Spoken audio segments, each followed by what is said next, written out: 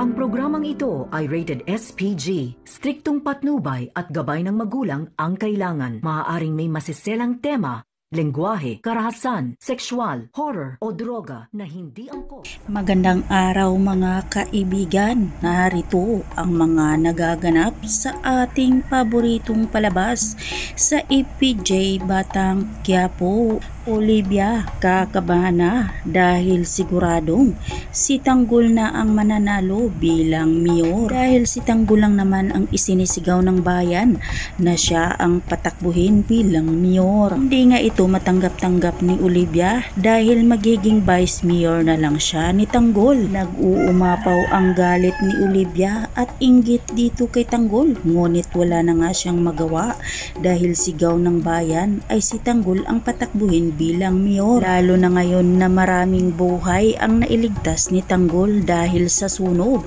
at lalong lalo na nga na nailigtas ni Tanggol ang isang sanggol. Kaya napagtanto ng mga tao na karapat-dapat itong si Tanggol magiging mayor dahil marami na nga siyang natulungan na hindi pa siya naging mayor.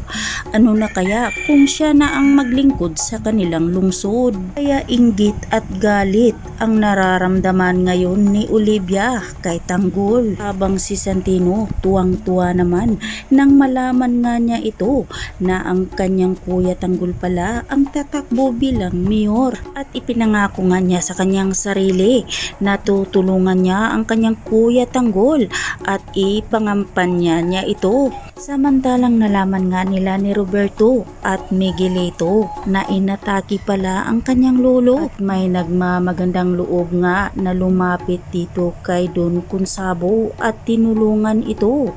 Kaya naman sinigawan nga ito ni Pilar. Tinanong nga itong si Consabo kung sino nga ba daw ang tumulong sa kanya. Di masagot ni Don Consabo ang tanong ni Pilar, kaya sinabi na lang ni Miguelito na isa itong stranger. Pangalawang pagkakataon ay muntika na naman itong si Don Consabo na atakihin sa kanyang puso. At di nagtagal, lumapit naman ang isang tauhan ni Roberto at may ipinakita nga ito. Ito na napag-alaman ni Don Consabo na tatalikuran na nga sila ni Olivia dahil tatakbo lang naman itong si Olivia bilang isang mayor. Galit na galit itong si Don Consabo kay Olivia at itinakwil na nga niya itong anak. Dito na nga pinagtanggol ni Pilar si Olivia mula kay Gustavo dahil hindi nga daw niya ito pinagbigyan at hindi nga daw masisisi ni Don Gustavo kung ano man ang naging desisyon ni Olivia. Samantalang tuwang-tuwa naman ngayon ang mga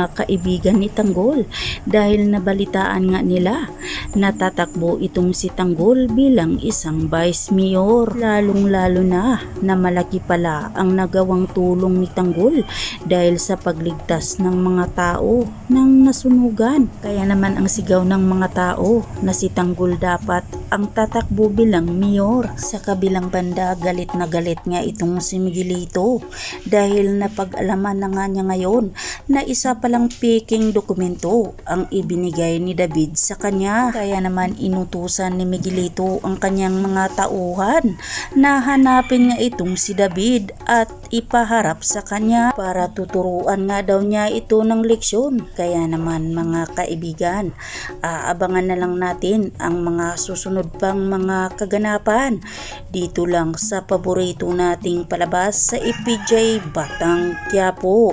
At wag po sana ninyong kalimutan na i-like, i-share at pahingi na rin ng isang subscribe. Maraming salamat.